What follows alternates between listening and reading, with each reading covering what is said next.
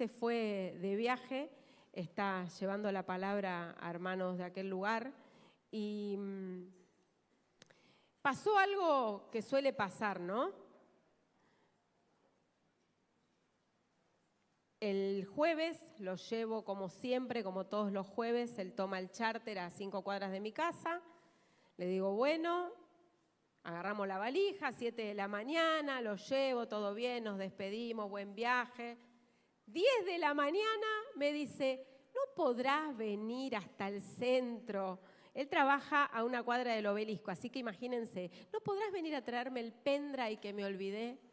Ay, ay, ay, dije yo. Y después de paso me llevas a Aeroparque. Bueno, ya está.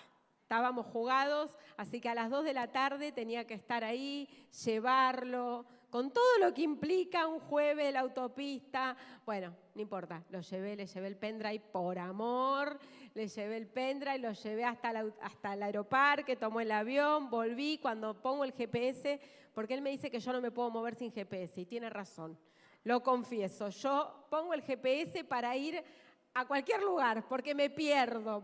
Paro, estaciono el auto en Caseros y les aseguro que cuando voy a buscarlo no lo encuentro. Digo, ¿dónde lo dejé? Ya con mi hija sabemos, hay que sacarle una foto a la calle, a la altura, algo. Tenés que tener un mojón, no sé, lo dejé a media cuadra de La Habana porque seguro que pierdo el auto. Y son 5 cuadras a la redonda, es terrible lo mío. Pero bueno, pongo el GPS 55 minutos para volver a casa. Dije, no, 1 hora más. Pero bueno, con amor fui, llevé el pendrive, lo llevé y volví. Pero pensaba en esto, ¿no? Hoy nos toca hablar de creciendo más allá del error. Crecer más allá del error. Y no me voy a enfocar en el error de él, sino en el error que a veces podemos cometer cuando vamos en la autopista.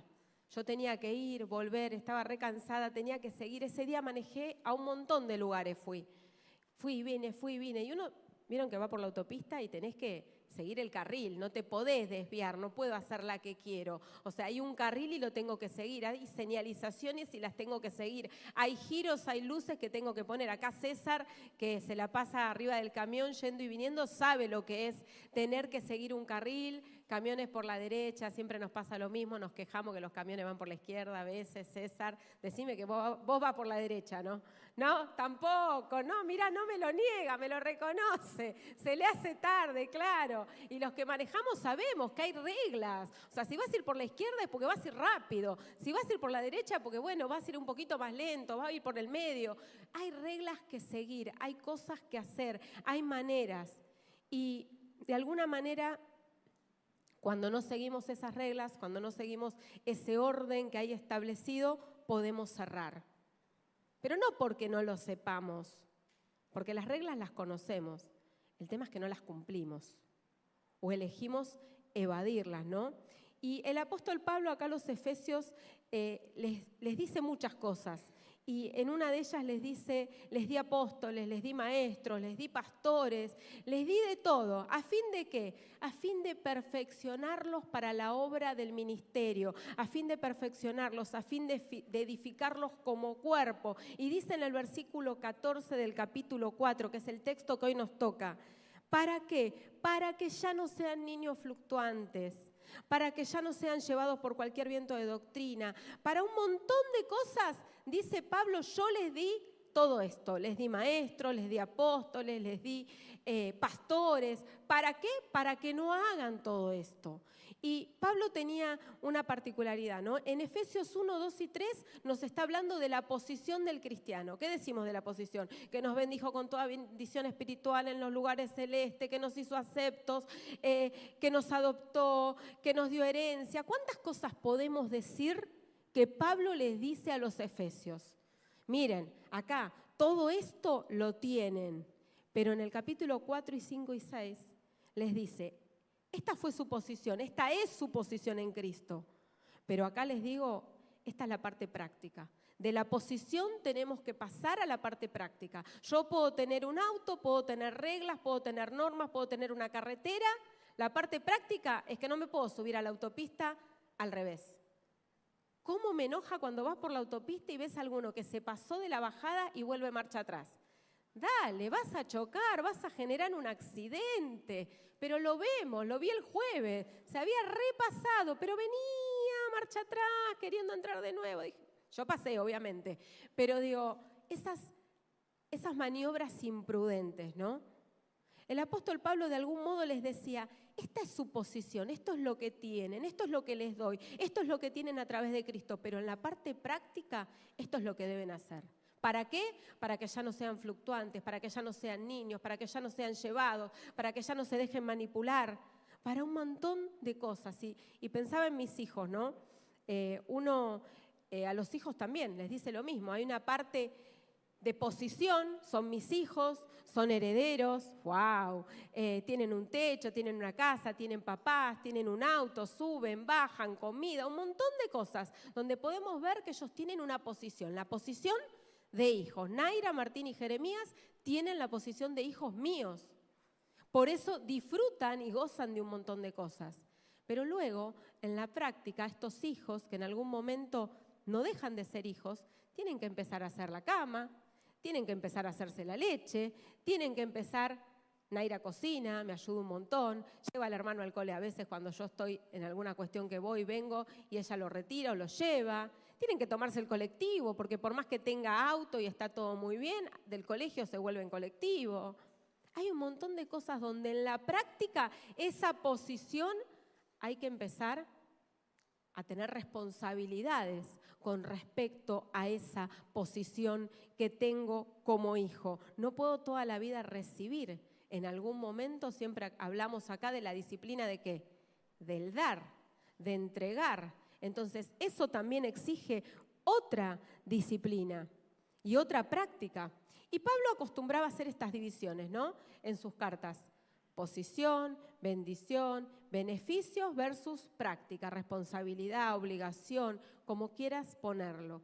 Y para la práctica nosotros tenemos la Biblia, para entender cuál es nuestra posición, pero también para entender cuál es la parte que nos toca. Tenemos nuestra Biblia, nuestro GPS, nuestro manual, como le quieran decir. Y en Gálatas, los primeros 4 capítulos, Pablo también se enfoca en hablarle a los Gálatas de la libertad en Cristo.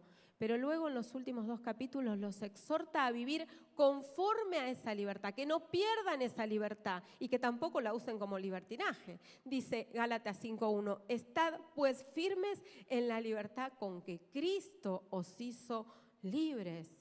Romanos, en los primeros 11 capítulos también se dedica a todo lo que es doctrina, pero en los últimos 5 se dedica a la parte práctica. Romanos 12, capítulo 12, versículo 1 y 2. Este sí lo voy a buscar. Dice así. Esperen porque hay que buscar acá también.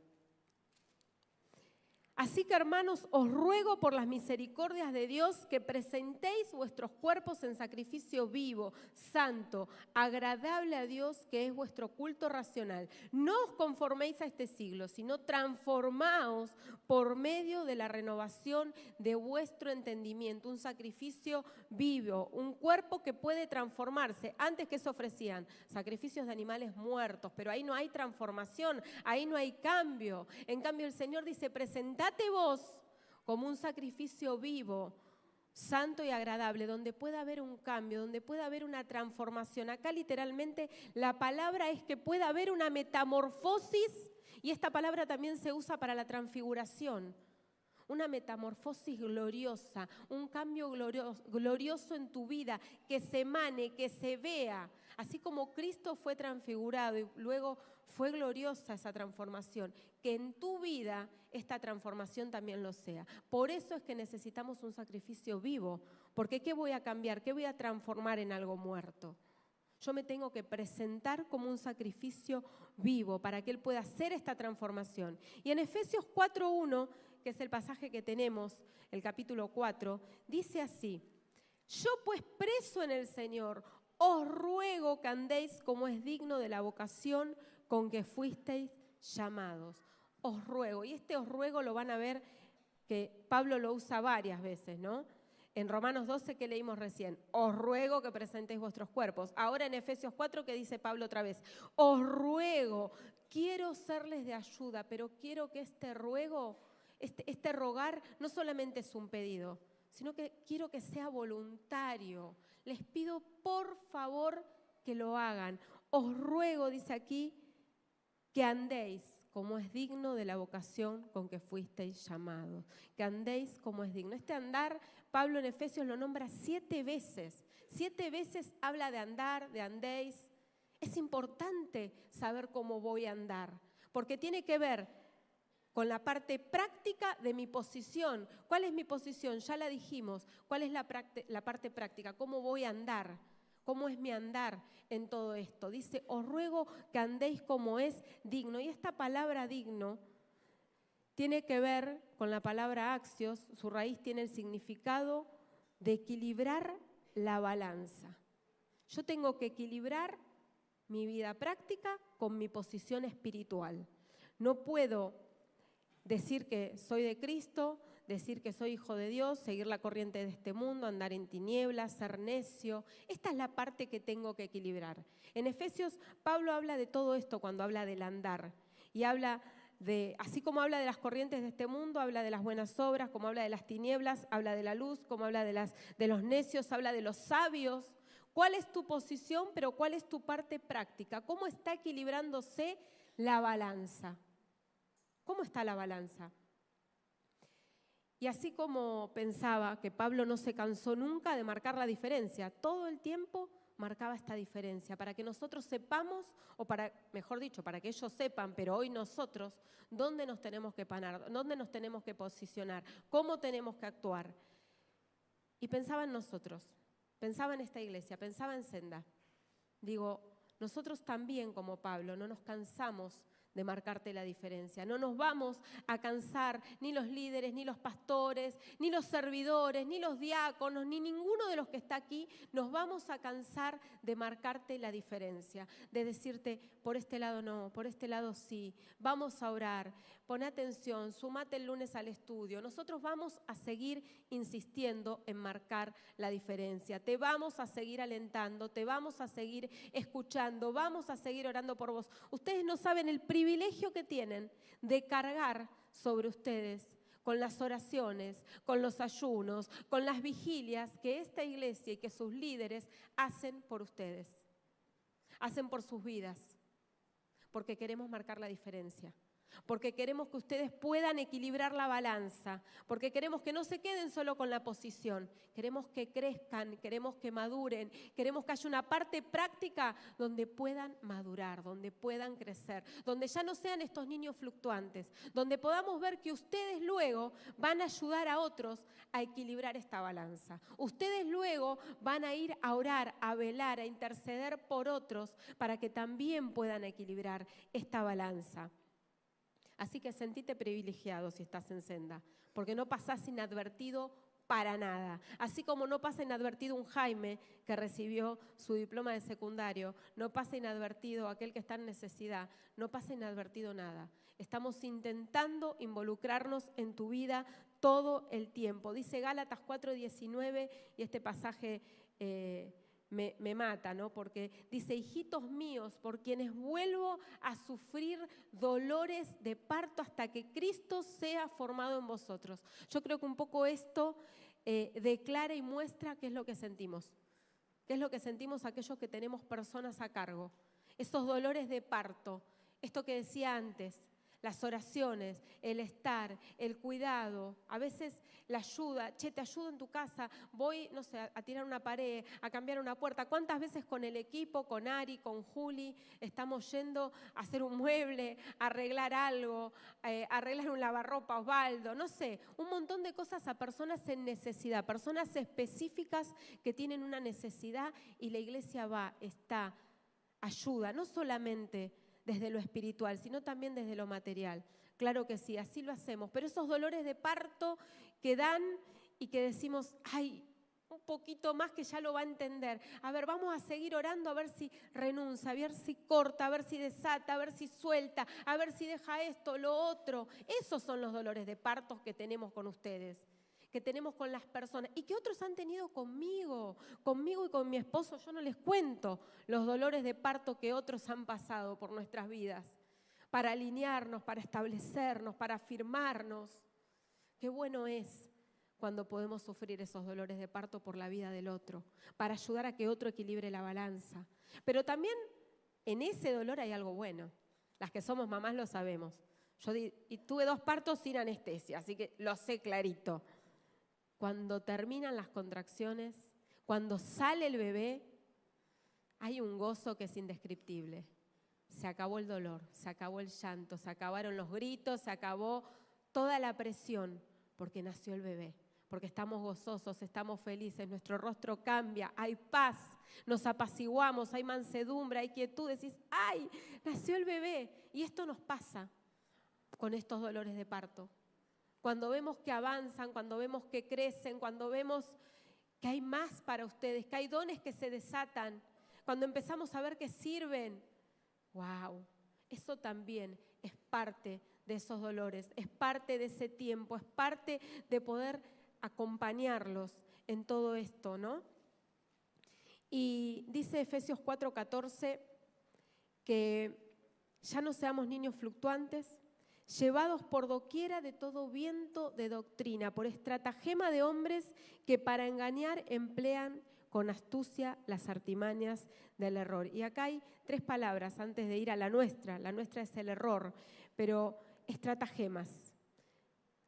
Que ya no seamos llevados por estratagemas. En esto de querer ayudarlos a equilibrar, ayudarlos a poner la posición y la práctica en acuerdo, hay estratagemas que el diablo va a usar.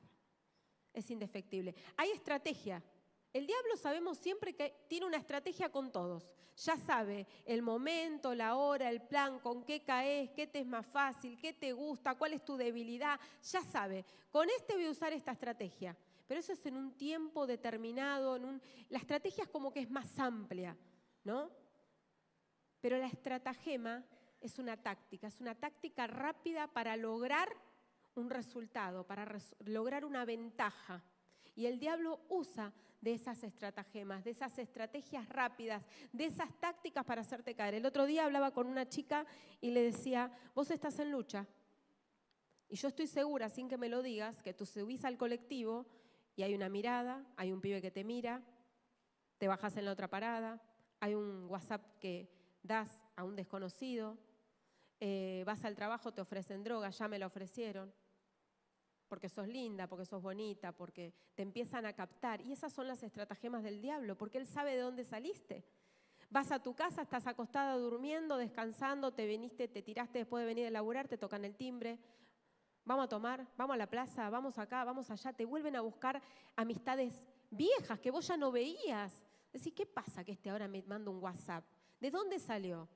Bueno, eso de dónde salió son las estratagemas que el diablo usa para que vos caigas, para que vos cedas, para que vos caigas de la posición que él te dio, para que vos empieces el camino del declive, para que vos empieces a derrumbarte. ¿Por qué? Porque él usa estratagemas, él usa artimañas. Dice acá la palabra artimaña es artimaña, lo sabemos, pero el diablo es un artista en sus mañas, un artista para engañarte. No descansa, acecha con un propósito definido. Y estas artimañas también tienen un propósito. Dice la palabra de Dios, no ignoramos sus maquinaciones, no ignoramos todo el plan del enemigo. Es por eso que si no lo ignorás, ya no seas un niño fluctuante, ya no te dejes llevar, ya no te dejes engañar, ya no cedas.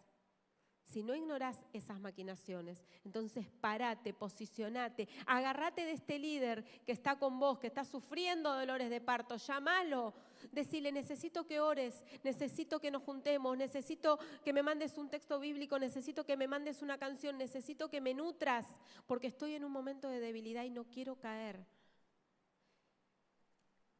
La maniobra más fuerte que tiene el enemigo y lo que nos ofrece continuamente es romper la obediencia total a la voluntad de Dios. Su intención es que rompamos la obediencia total a la voluntad de Dios, que caigamos en pecado, que caigamos en idolatría, que caigamos en deshonra, que caigamos en todo lo peor, que caigamos en pecado. Y es por eso que para hablar del error, vamos a decir que el error es una acción desacertada. El error es una desviación de la verdad o de lo verdadero. El error no equivale a ignorancia, no es equivocación. ¿Vieron cuando uno va con el GPS, volvemos de vuelta a la ruta y a los caminos, y decimos, no, es por acá? No, pero ¿sabés que a mí me parece que si vamos por acá vamos a cortar el camino? No, metete por acá. No, pero te digo que acá el GPS me dice que es por acá. No, pero vos fíjate. Bueno, listo, vamos por ahí. Ay, che, la erré. ¿Sabés que erré? No era por acá, me equivoqué. Mirá dónde terminamos. Ah, no, hay que volver al camino correcto. No es que vos no lo sabías. Vos sabías que te estabas equivocando, que estaba la probabilidad de que te equivocas, pero elegiste desviarte de lo verdadero, elegiste desestimar lo verdadero, y era la indicación esta. Elegiste tomar la otra, elegiste tomar o hacer tu propia voluntad. Encontré algo, dice que el error es ante todo infidelidad, rechazo a lo verdadero. Y yo pensaba que la infidelidad es eso, ¿no? Infidelidad en muchas áreas. Siempre ponemos, por ejemplo, el matrimonio, ¿no? ¿Y qué más? Rechazo a lo verdadero. ¿Qué es lo verdadero? Mi esposa, mi casa, mis hijos. Pero yo rechazo todo eso y le soy infiel con otra que no es mi esposa. ¿Se entiende? Rechazar lo verdadero. El error es rechazar lo verdadero, es ser infiel, es hacer una elección arriesgándome al camino incorrecto. Y hubo alguien que hizo una elección incorrecta, hubo alguien que rechazó lo verdadero, hubo alguien que se erró y se equivocó mal. Y vamos a tratar, son 10:15, de hacer rápido en estos minutos que nos quedan. Y vamos a ir a Génesis 4.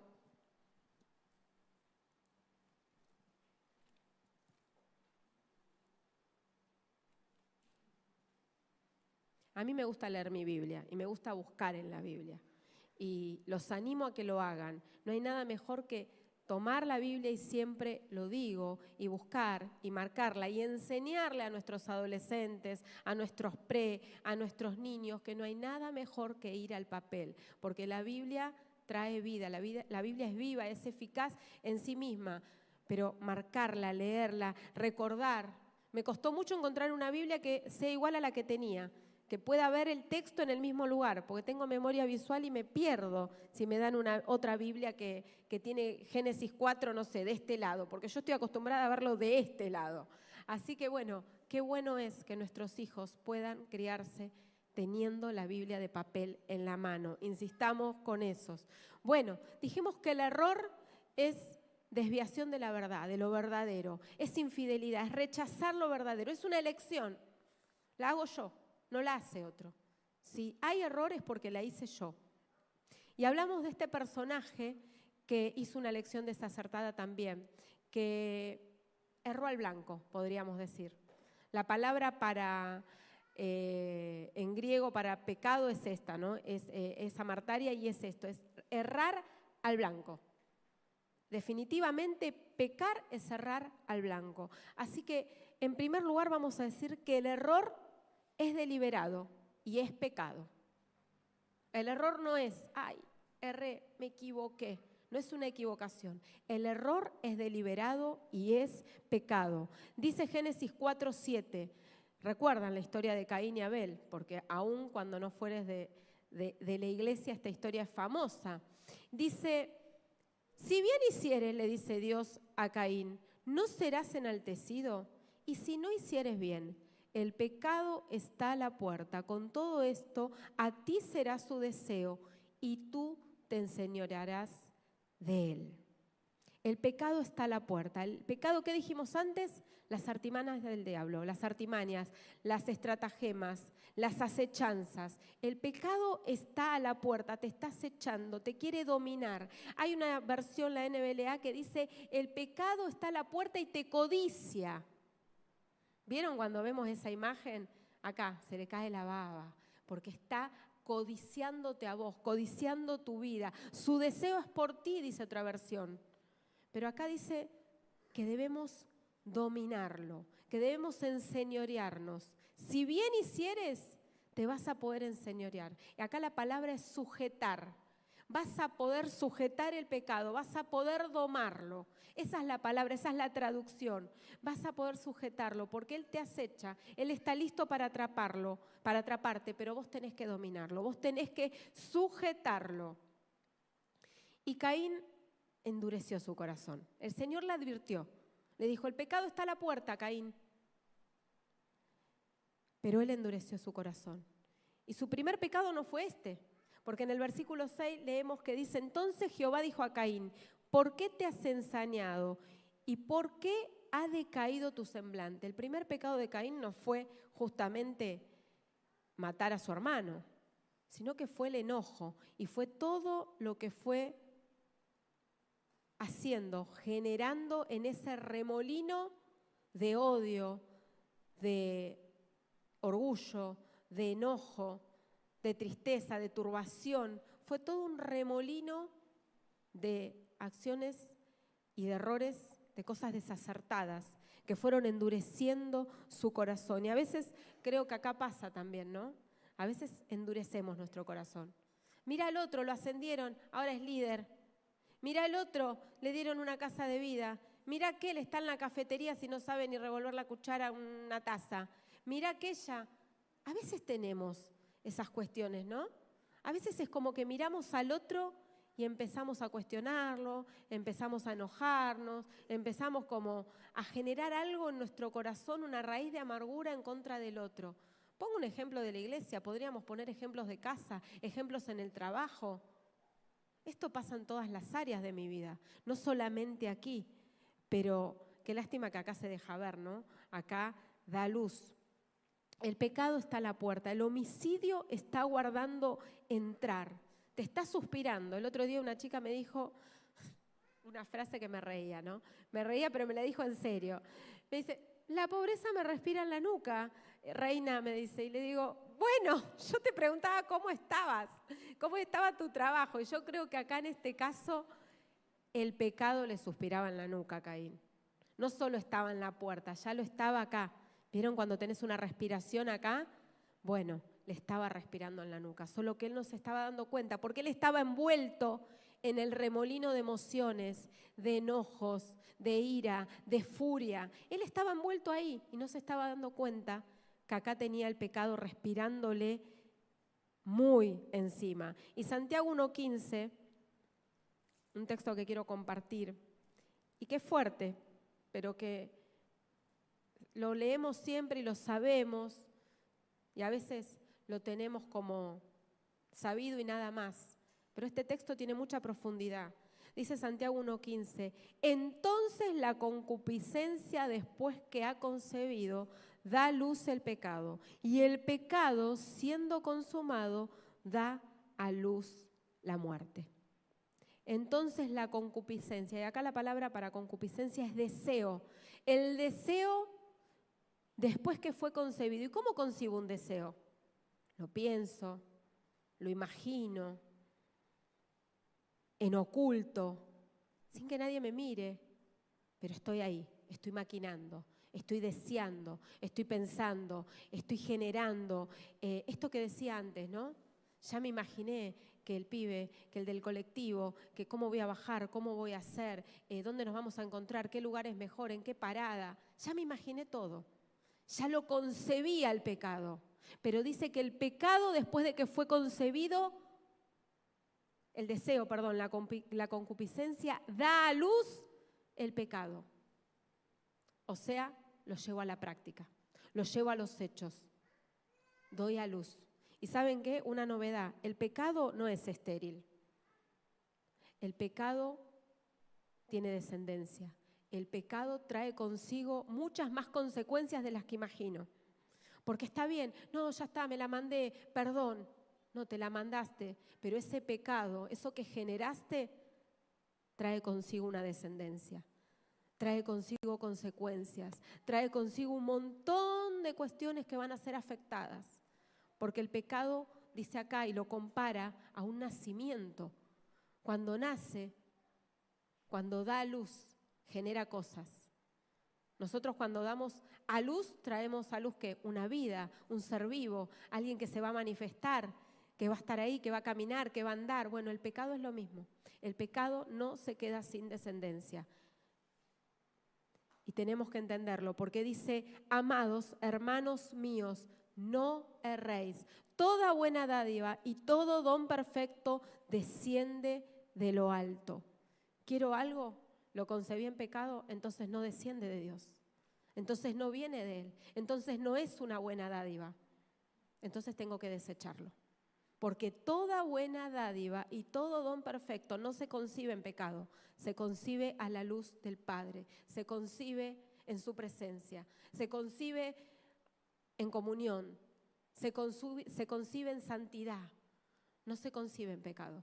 Esa es la descendencia que necesitamos, eso es lo que queremos, eso es lo que anhelamos, que podamos recibir esa buena dádiva que desciende de lo alto. Dice acá muy clarito, hermanos míos amados, no erréis, no elijan mal, no desechen lo verdadero, no vayan por lo falso, no vayan por lo incorrecto. Por mucho que las pasiones asalten mi corazón, están sujetas a mi deseo. Consciente, deliberado. Mi corazón es una fortaleza que solo puede ser tomada cuando se rinde voluntariamente, desde dentro y nos sigue luchando. Mi corazón es una fortaleza que puede ser tomada solo desde adentro. De forma deliberada, yo cedo al pecado, yo erro. Dice Génesis 4, versículos 3, 4 y 5, seguimos con Caín, que el error no solamente es deliberado, no solamente es pecado, sino que el error trae deshonra. El error trae deshonra. Dice aquí, y aconteció andando el tiempo que Caín trajo del fruto de la tierra una ofrenda a Jehová, y Abel trajo también de los primogénitos de sus ovejas, de lo más gordo de ellas. Y miró Jehová con agrado a Abel y a su ofrenda, pero no miró con agrado a Caín y a la ofrenda suya. Y se ensañó Caín en gran manera y decayó su semblante. ¿La idea cuál era con la ofrenda? Honrar a Dios, agradecerle. Pero Caín dice aquí que se adelantó. Se adelantó porque tomó, ofreció lo que quiso. Ellos sabían bien que la ofrenda debía ser de sangre. Debía ser un cordero, debía ser lo que debía ser, pero debía ser de sangre. Y él, sin embargo, ¿qué hizo? Nada más diferente. Fue a la tierra y agarró, como dirían los chicos, mandó fruta. ¿Qué sé yo? Agarró unas verduras, agarró unas manzanas y las llevó. Ya que estábamos, metemos la manzana también. Mandó fruta literalmente, porque ni siquiera cumplió con lo que Dios le pedía.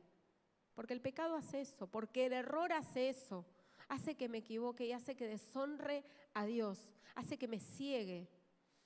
Trajo lo que quiso, como quiso, cuando quiso, porque su corazón no estaba direccionado a honrar a Dios. Y dice el versículo 5, que no miró con agrado Dios a Caín, porque su ofrenda fue vana, su ofrenda no fue aceptada. Dice Isaías 1:13, no me traigas más vana ofrenda.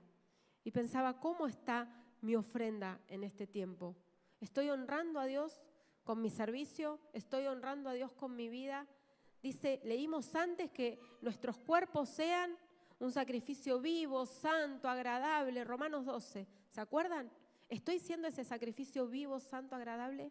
¿Estoy honrando al Señor no solo con mis bienes, con mi vida, con mis acciones, con mis decisiones, con todo lo que emana de mí? Abel era justo. Mateo 23 lo describe como un hombre justo. Hebreos 11 dice que Abel ofreció más excelente sacrificio. Abel ofreció con fe, con el corazón puesto en dar la gloria a Dios. Pero Caín solo se enfocó en cumplir y en sus propios deseos. Caín no fue para honrar a Dios, Caín fue para cumplir. Y nosotros podemos estar aquí muy con un cartelito colgado, muy con una actividad en las manos, creyendo que estamos honrando a Dios, pero si mi vida primeramente no es una ofrenda viva, agradable, santa para Dios, entonces no estoy honrando a nadie. Entonces mi servicio está deshonrando el nombre de Dios, porque no lo estoy haciendo como Él quiere. El error no solo es deliberado y es pecado, el error es deshonra, el error es destrucción. Dice Génesis 4:5 que se ensañó Caín. 4:9, se levantó contra su hermano y lo mató. 4:11, maldito seas tú, le dijo el Señor. 4:12, no te volverá a dar su fuerza la tierra, errante y extranjero serás. Estoy citando simplemente los textos. Ahí vemos toda la destrucción que trajo el error, el pecado sobre la vida de Caín. ¿Soy yo guarda acaso de mi hermano?, le dijo al Señor. Aún hasta ese tupé tuvo, ¿no?, de poder hablar de esa manera a Dios. Dice la palabra de Dios que el diablo es homicida y mentiroso desde el principio. Y vaya si no lo fue desde el principio con Caín, que mató a su hermano. Y hay dos cosas que perdió Caín en este arrebato y en este error terrible que cometió, en esta destrucción que fue en decadencia, ¿no? Fue como perdiendo cada vez más cosas. Perdió dos cosas que nos puede dar la tierra, El sostén en primer lugar, porque dice que la tierra no iba a tener más la fuerza, no iba a producir más con fuerza, no iba a tener más vigor. Así que el sostén lo estaba como perdiendo, iba a tener que ver qué iba a comer, porque para él la tierra no iba a tener la misma fuerza. Y vieron que a veces entramos en una cadena de errores y de destrucción, donde ponemos la tarjeta, donde ponemos esto, donde hacemos malas inversiones, donde no sabemos, estamos justamente hablando de esto. Y decimos, perdí el sostén, no sé qué hacer, no llego a fin de mes, pero pará. En la cadena de destrucción para llegar a no llego a fin de mes, ¿qué pasó antes? ¿Qué hiciste antes o qué no hiciste antes? ¿Qué errores cometiste?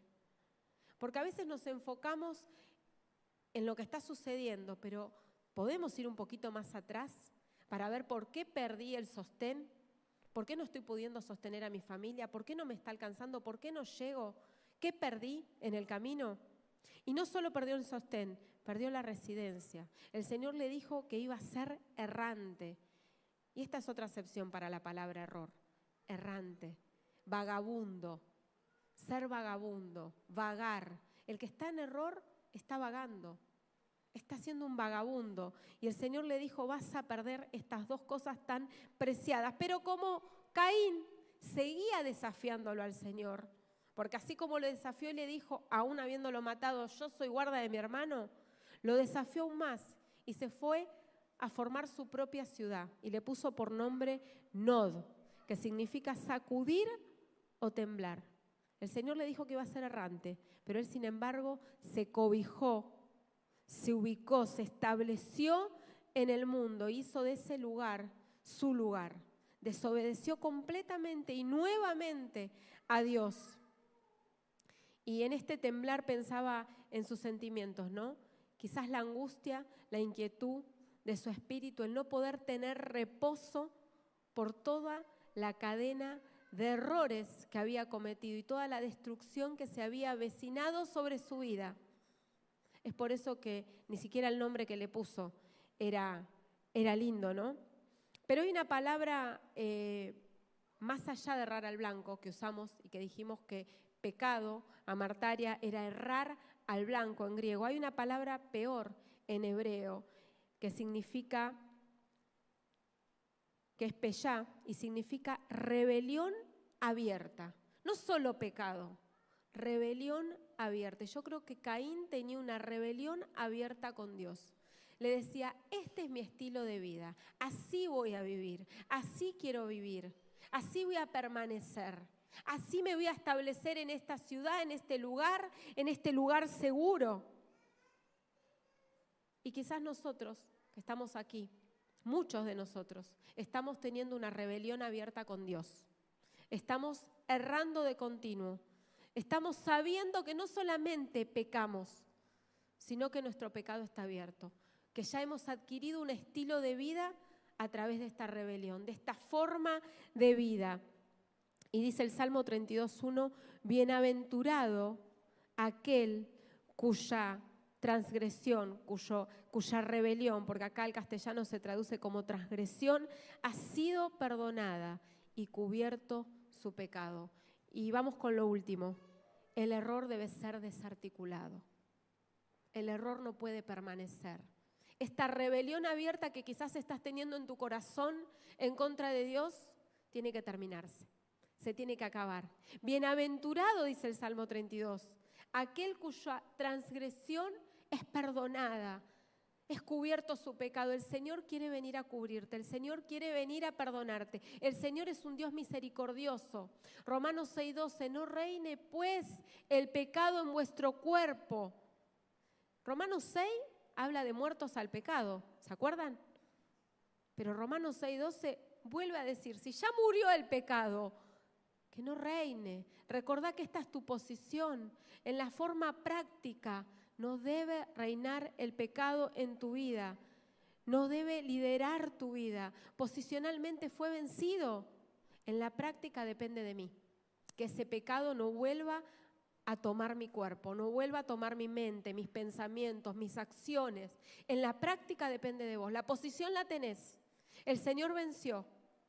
Pero en la práctica depende de vos. El error no puede ser definitivo. El error no puede gobernar más mi vida, mis decisiones, mi familia. Salmos 19:12 dice, ¿quién podrá entender sus propios errores? ¿Quién podrá entender sus propios errores? ¿Quién va a tener tanta sabiduría para entender de sus propios errores? Dice, líbrame de los que me son ocultos. Y quizás necesitamos un tiempo de oración, quizás necesitas un tiempo de ministración.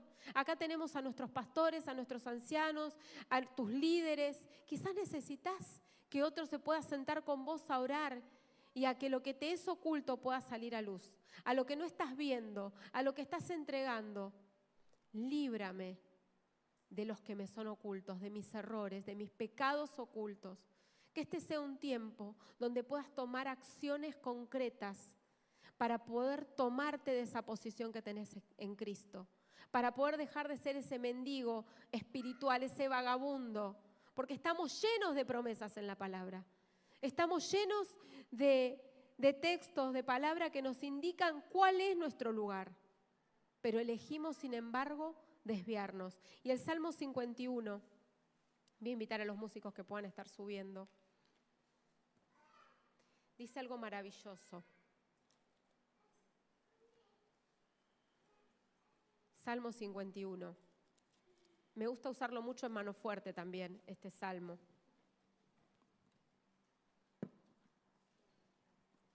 Y dice así, ten piedad de mí, oh Dios, conforme a tu misericordia, conforme a la multitud de tus piedades, borra mis rebeliones, lávame más y más de mi maldad y límpiame de mi pecado, de mis errores voluntarios, de mis errores deliberados, de mis errores que me llevan a la deshonra, de mis errores que me llevan a la destrucción.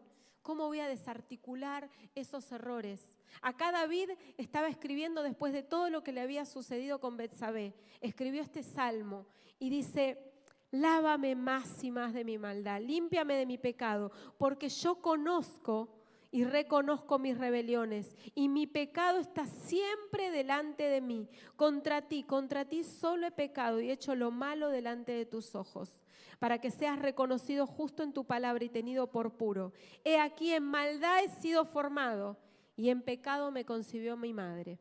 He aquí, tú amas la verdad en lo íntimo, y en lo secreto me has hecho comprender sabiduría. Purifícame con hisopo y seré limpio. Lávame y seré más blanco que la nieve. Hazme oír gozo y alegría, y se recrearán los huesos que has abatido. Versículo 10. Crea en mí, oh Dios, un corazón limpio. Renueva un espíritu recto dentro de mí. No me eches de delante de ti. No quites de mí tu Santo Espíritu. Vuélveme el gozo de tu salvación, y un espíritu noble me sustente. Crea en mí, oh Dios, un corazón limpio, dice el versículo 10, y renueva un espíritu recto dentro de mí. ¿Cuántos necesitamos salir del error y renovar este espíritu recto en el corazón? Volver a los caminos. Dice, vuelve a las sendas antiguas, a los caminos antiguos. Frená, pará. Hoy es tiempo de volver a Cristo, de volver al Señor, de volver a esa intimidad con el Espíritu Santo, de volverte del error, cualquiera sea. No lo conozco, no lo sé. Vos sabés en qué cosas estás cerrando deliberadamente, te estás alejando de la verdad, te estás alejando de Cristo. Dice la palabra de Dios que Él es el camino, la verdad y la vida. ¿Quién se ha corrido de esta verdad para hacer conforme a su voluntad?